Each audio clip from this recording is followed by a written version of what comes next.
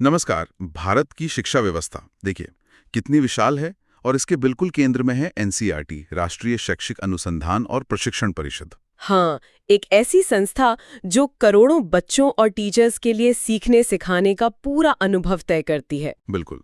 और आज हम इसी एनसीईआरटी की जो ताज़ा वार्षिक रिपोर्ट आई है 2022-23 की, उस पर जरा गहराई से बात करेंगे। हाँ, ये देखना दिलचस्प होगा कि पिछले साल क्या-क्या खास हुआ। हमारा इरादा यही है कि रिपोर्ट की मदद से समझें कि एनसीईआरटी की मुख्य गतिविधियां क्या रहीं, कौन सी नई पहलें शुरू हुईं और सबसे जरूरी जो नई राष्ट्रीय शिक्षा नीति है एनईपी 2020, उसे लागू करने में एनसीईआरटी क्या भूमिका निभा रही है। बिल्कुल। देखिए, एनसीईआरटी का काम सिर्फ किताबें छापना भर नहीं है, जैसा कई लोग सोचते हैं। सही कहा। इसका दायरा बहुत बहुत बड़ा है।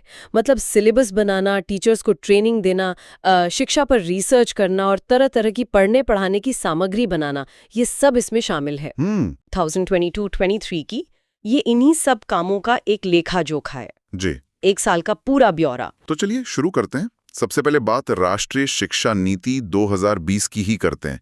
लगता है रिपोर्ट का एक बड़ा फोकस इसी पर रहा है। हाँ, बिल्कुल। एनईपी 2020 पर जोर तो साफ दिखता है और इसमें भी बच्चों के जो शुरुआती साल हैं, मतलब बुनियादी चरण, उस पर खास ध्यान दिया गया है। अच्छा, बुनियादी चरण यानी फाउंडेशनल स्टेज। जी, एनईपी ने कहा है कि शुरू के सालों की पढ़ाई यानी 3 से 8 साल के बच्चों की वो बहुत मजबूत होनी चाहिए, खेल खेल में, एक्टिविटी आधारित। इसी के लिए एनसीईआरटी ने वो नया एनसीएफ-एफएस जारी किया, national curriculum framework for foundational stage. ये एक बड़ा कदम है। हाँ, एनसीएफ-एफएस। और इसी से जुड़ा एक और नाम चर्चा में है, जादुई पिटारा। ये क्या चीज़ है? रिपोर्ट में खिलौने, पहेलियां, पोस्टर, कहानियों का जिक्र है। हाँ, ये जादुई पिटारा दरअसल एनसीएफ-एफएस को क्लासरूम में उतारने का एक तरीका है। बहुत ही दिलचस्प चीज़ है। मतलब पारंपरिक बस्ते से अलग। बिल्कुल अलग। इसका जादू यही है कि ये सीखने को मज़ेदार बनाता है, खेल आधारित, गतिविधि आधारित। और ये सिर्फ मज़े के लिए नहीं है, ये सीधा बुनियादी साक्षरता और संख्या ज्ञान यानी एफएलएन से जुड़ा है। एफएलएन, हाँ, निपुण भारत मिशन वाला। वही, निपुण भारत का लक्ष्य है कि तीसरी क्लास तक हर बच्चा पढ़ना, लिखना और बेसिक गणित सीख जाए।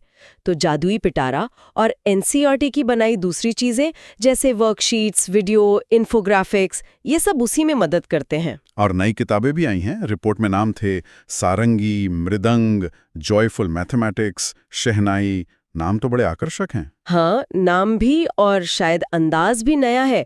ये सब मिलकर कोशिश कर रहे हैं कि सीखना बोझ ना लगे। अच्छी बात यह है कि ये एफएलएन की वर्कशीट वगैरह दीक्षा पोर्टल पर भी हैं, तो टीचर्स और पेरेंट्स आसानी से इस्तेमाल कर सकते हैं। जी, दीक्षा पर ये सब उपलब्ध है। ये पूरी कोशिश है कि एनईपी 2020 का जो विजन है वो जमीन पर उतरे। लेकिन ये सब लागू करने के लिए टीचर्स की तैयारी सबसे अहम है ना? हाँ, यहाँ पर निष्ठा प्रोग्राम का जिक्र आता है।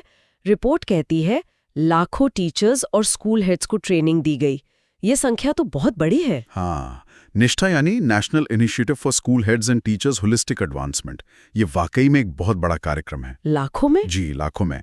इसका मकसद सिर्फ जानकारी देना नहीं है, बल्कि एनईपी के हिसाब से टीचर्स की सोच, उनके पढ़ाने के तरीके को बदलना है, उन्हें एक तरह से फैसिलिटेटर बनाना है।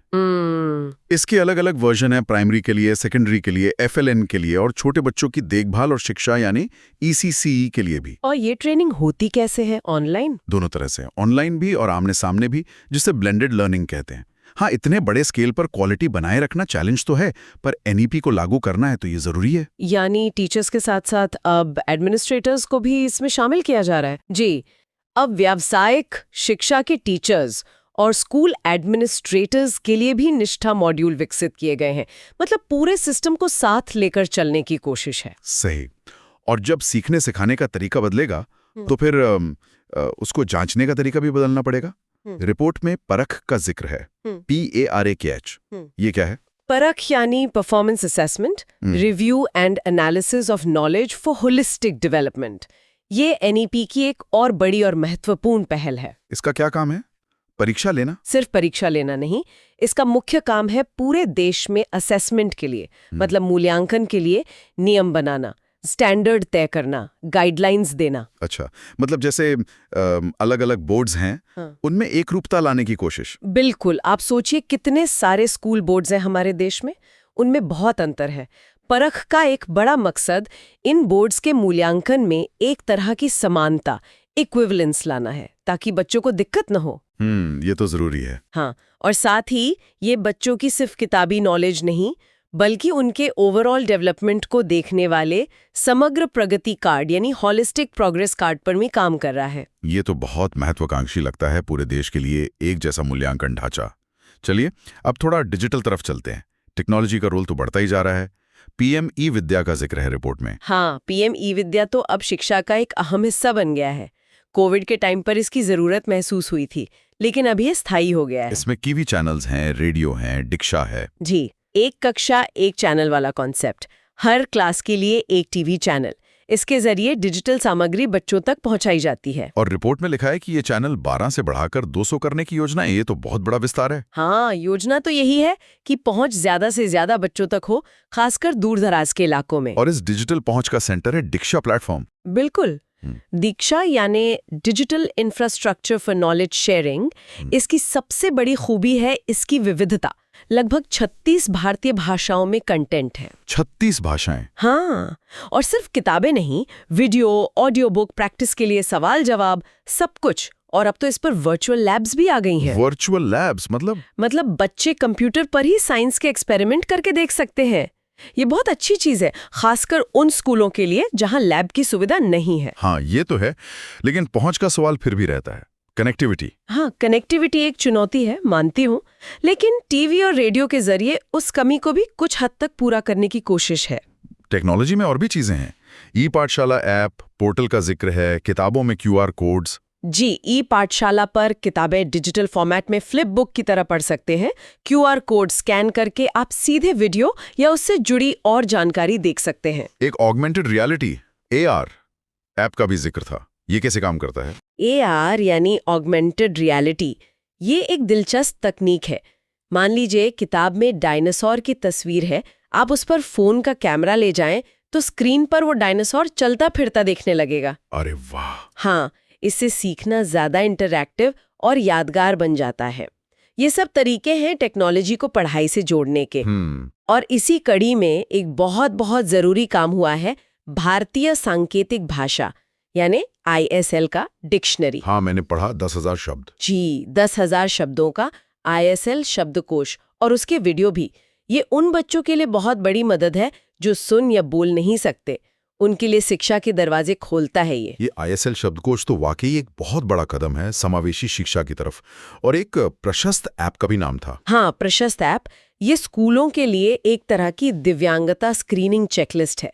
मतलब इससे स्कूल शुरुआती स्तर पर ही पहचान सकते हैं कि किसी बच्चे को कोई विशेष जरूरत तो नहीं है। अच्छा, तो टेक्नोलॉजी का इस्तेमाल हर बच्चे की जरूरत को ध्यान में रखकर हो रहा है, ऐसा लगता है? कोशिश तो यही है। टेक्नोलॉजी में ये क्षमता है कि वो शिक्षा को ज्यादा पर्सनल और सबके लिए सुलभ बना दे। NEP और डिजिटल साधनों के अलावा रिपोर्ट ये भी दिखाती है कि NCERT सिर्फ किताबी पढ़ाई पर नहीं, बच्चों के पूरे विकास पर ध्यान दे रही है। जैसे कला एकीकृत शिक्षण, आर्ट इंटीग्रेटेड लर्निंग। हाँ, AIL। NEP 2020 वैसे भी अनुभवात्मक सीखने माने करके सीखने पर बहुत जोर देती है। AIL इसी का हिस्सा है। इसमें कला सिर्फ एक अलग सब्जेक्ट नहीं है। नहीं, बिल्कुल नहीं। इसमें कला को दूसरे विषयों को समझने का जरिया बनाया जाता है। सोचिए, गणित या साइंस को कला के जरिए सीखना, जैसे रंगोली बनाते हुए ज्योमेट्री समझना। हाँ, ये तो मजेदार होगा। बिल्कुल। NCERT ने इसके लिए टीचर्स की मदद के लिए हैंडबुक भी बनाई है। और कला उत्सव जैसा कार्यक्रम है जो बच्चों को राष्ट्रीय स्तर पर अपनी कला दिखाने का मौका देता है। अच्छा, सीखने को दिलचस्प बनाने की कोशिश। इसी तरह खिलौना आधारित शिक्षण की भी बात है। ये जादुई पिटारा से कैसे अलग है या जुड़ा है? ये उसी सोच का हिस्सा है, बल्कि उसी से जुड़ा है। खिलौने बच्चों के लिए सिर्फ खेलने की चीज नहीं होते, वो उनके सीखने और दुनिया को समझने के टूल्स होते हैं। जब हम खिलौनों को, खासकर अपने स्थानीय पारंपरिक खिलौनों को पढ़ाई का हिस्सा बनाते हैं तो बच्चे ज्यादा कनेक्ट करते हैं, मुश्किल बातें भी आसानी से समझ लेते हैं। जादुई पिटारा इसी खिलौना आधारित सोच का एक प्रैक्टिकल रूप है। और बच्चों का मानसिक स्वास्थ्य, ये मुद्दा आजकल बहुत अहम हो गया है। रिपोर्ट में मनोदर्पण पहल का जिक्र है। जी हाँ, मनोदर्पण ये छात्रों, शिक्षकों और परिवारों को मानसिक और भावनात्मक रूप से सहारा देने के लिए है। कोविड के बाद इसकी जरूरत और बढ़ गई है। इसमें क्या क्या होता है? इसके तहत कई चीजें होती हैं, जैसे सहयोग नाम से लाइव बातचीत के सेशन होते हैं, परिचर्चा वेबिनार होते हैं, फोन पर काउंसलिंग की सुविधा है, टेली काउंसलिंग, और मेंटल हेल्थ सर्वे भी किए गए हैं ताकि ज़रूरतों को ठीक से समझा जा सके। ये बहुत जरूरी है कि पढ़ाई के साथ साथ बच्चों की इमोशनल जरूरतों का भी ध्यान रखा जाए। बिल्कुल। अच्छा, अब बात करते हैं व्यावसायिक शिक्षा की। जी। Vocational education. जी। क्या इससे स्कूलों में ज्यादा बढ़ावा मिल रहा है? NSQF के तहत कोर्सेज और किताबों की बात है रिपोर्ट में। हाँ, NEP 2020 का एक बड़ा फोकस व्यावसायिक शिक्षा को स्कूली शिक्षा की मुख्य धारा में लाना है, ताकि बच्चे सिर्फ एकेडमिक्स ही नहीं, कोई ना कोई हुनर भी सीखें। तो NCERT इसमें क्या कर रही है? NCERT का जो भोपाल में सेंटर है, PSSIV, वो इसी काम में लगा है। रिपोर्ट बताती है कि लगभग 19 अलग-अलग सेक्टर में 57 किताबें तैयार की गई हैं। सिर्फ किताबें या प्रैक्टिकल ट्रेनिंग भी? जोर प्रैक्टिकल पर भी है, इंटर्नशिप पर, इंडस्ट्री के साथ जुड़ने पर, ताकि बच्चों को रियल वर्ल्ड का अनुभव मिले। तो NCERT सिर्फ ये नहीं बता रही कि क्या पढ़ाना है, बल्कि कैसे पढ़ाना है, और ये भी देख रही है कि बच्चे सीख कितना रहे हैं। यहाँ रिसर्च और सर्वे की बात आती है। NAS 2021 और FLS 2022 का जिक्र है। जी, NAS यानी नेशनल अचीवमेंट सर्वे और FLS यानी फाउंडेशनल लर्निंग स्टडी। ये बहुत बड़े सर्वे हैं जो हमें बताते हैं कि हमारे बच्चे सीखने के स्तर पर कहाँ हैं। किन क्लास के बच्चों के लिए थी ये? NAS हुआ था तीसरी, 5वीं, 8वीं और 10वीं क्लास के लिए, और FLS खास तौर पर तीसरी क्लास के बच्चों की पढ़ने लिखने और गणित की बेसिक क्षमता पर केंद्रित था। और इनसे पता क्या चलता है? इनसे पता चलता है कि कहाँ-कहाँ सुधार की गुंजाइश है, किन विषयों में, किन राज्यों में, किन ग्रुप्स के बच्चों को ज्यादा मदद की जरूरत है। फिर उसी हिसाब से नीतियां बनती हैं, जैसे जिन जिलों का प्रदर्शन कमजोर रहा उन पर खास ध्यान दिया जा रहा है। रिपोर्ट में कुछ और छोटे रिसर्च स्टडीज का भी जिक्र है, जैसे पारंपरिक पढ़ाने के तरीकों पर या कोविड के दौरान लर्निंग गैप पर। हाँ, ये छोटे अध्ययन भी बहुत जरूरी हैं। ये हमें जमीनी हकीकत और खास मुद्दों को गहराई से समझने में मदद करते हैं।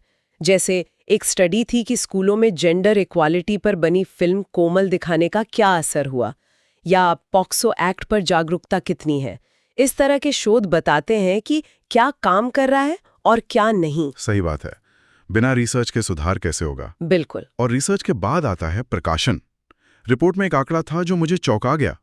NCERT हर साल करीब 6 करोड़ किताबें और दूसरी सामग्री छापती है। हाँ, 6 करोड़। ये संख्या वाकई बहुत बड़ी है, और ये दिखाती है कि NCERT का असर कितना व्यापक है। मतलब देश के लगभग हर हिस्से में। बिल्कुल। आप देखिए, CBSE स्कूल, केंद्रीय विद्यालय, नवोदय विद्यालय और बहुत सारे राज्यों के सरकारी स्कूलों में भी NCERT की किताबें ही चलती हैं। कई राज्य तो कॉपीराइट लेकर इन्हीं किताबों को थोड़ा बहुत बदलकर अपनाते हैं। तो एक तरह से ये पूरे देश के लिए एक स्टैंडर्ड सेट करती है। हाँ, कह सकते हैं। शैक्षिक सामग्री का एक मानक तय करती है, जिसका सीधा असर करोड़ों बच्चों पर पड़ता है। ये वाकई प्रभावशाली है। रिपोर्ट में समावेशिता और अंतर्राष्ट्रीय सहयोग की भी बात थी। समावेशी शिक्षा के लिए ISL डिक्शनरी और प्रशस्त ऐप के अलावा और क्या हो रहा है? एक बहुत अहम काम है पाठ्यक्रम और किताबों को जेंडर सेंसिटिव बनाना। मतलब ये देखना कि उनमें लड़के लड़कियों को लेकर कोई रूढ़िवादी सोच या भेदभाव न हो। इसके लिए NCERT में एक अलग जेंडर स्टडीज डिपार्टमेंट भी है। इसके अलावा जो विशेष जरूरत वाले बच्चे हैं, CWSN, उनके लिए संसाधन बनाना, बहुभाषी शिक्षा को बढ़ावा देना, जैसे अलग अलग भारतीय भाषाओं में डिक्शनरी बनाना, सामग्री तैयार करना, ये सब समावेशिता के प्रयास हैं। और अंतर्राष्ट्रीय स्तर पे भी दूसरे देशों के साथ भी कुछ चल रहा है? जी, NCERT दूसरे देशों के शिक्षा संस्थानों के साथ भी सहयोग करती है। जैसे रिपोर्ट में कोरिया और फिनलैंड के संस्थानों के साथ MOU का जिक्र है। अच्छा। और जब भारत G20 का अध्यक्ष था, तब भी NCERT ने शिक्षा से जुड़े कई कार्यक्रमों में अहम भूमिका निभाई। इस तरह के मेल जोल से हमें दुनिया भर की बेस्ट प्रैक्टिसेस को जानने और सीखने का मौका मिलता है। तो कुल मिलाकर देखें, ये रिपोर्ट NCERT की एक बहुत ही विस्तृत और कई परतों वाली तस्वीर दिखाती है। जी। ये सिर्फ किताबें छापने वाली संस्था नहीं है। बिल्कुल नहीं। ये तो देश की शिक्षा नीति को दिशा दे रही है, टीचर्स को तैयार कर रही है, नई टेक्नोलॉजी अपना रही है, रिसर्च कर रही है। एक तरह से शिक्षा की धुरी है ये, और खासकर NEP 2020 को लागू करने में तो इसकी भूमिका बहुत ही केंद्रीय लग रही है। बिल्कुल सही कहा आपने। इस पूरी बातचीत से कुछ खास बातें निकलकर आती हैं मुझे लगता है। एक कि NEP 2020 अब NCERT के हर काम के सेंटर में है। हाँ, वो तो साफ है। दूसरा, डिजिटल टेक्नोलॉजी का इस्तेमाल बहुत तेजी से बढ़ रहा है और शिक्षा को बदलने की कोशिश कर रहा है। तीसरा, रटने की बजाय करके सीखना, कला, खेल, खिलौनों से सीखना, इस पर जोर है। अनुभवात्मक सीखना। हाँ, अनुभवात्मक सीखना। और चौथा, समावेशिता पर, यानी हर बच्चे तक पहुंचने पर एक स्पष्ट फोकस दिखता है। ये सब जानना जरूरी है क्योंकि NCERT का काम सीधे सीधे हमारे देश के बच्चों के भविष्य से जुड़ा है। चलिए इस चर्चा को एक सवाल के साथ यहीं छोड़ते हैं। सोचने के लिए NCERT इतने सारे मोर्चों पर काम कर रही है, ये हमने देखा, लेकिन अगर एक चीज चुननी हो तो कौन सी पहल या कौन सा क्षेत्र आपको लगता है कि भारत के बच्चों पर सबसे गहरा और सबसे लंबे समय तक असर डालेगा? क्या वो बुनियादी शिक्षा की नींव है, या डिजिटल पहुंच का विस्तार, या फिर हमारे शिक्षकों की क्वालिटी को बेहतर बनाना? ये बहुत अच्छा सवाल है और शायद इसका कोई एक जवाब ना हो, शायद इन सब का संतुलन ही जरूरी है। शिक्षा तो एक लगातार चलने वाली प्रक्रिया है ना? और NCERT के ये सारे प्रयास उसी सफर को बेहतर बनाने की कोशिशें हैं। बिल्कुल। इस गहरी और जानकारी भरी चर्चा के लिए आपका बहुत बहुत धन्यवाद। धन्यवाद।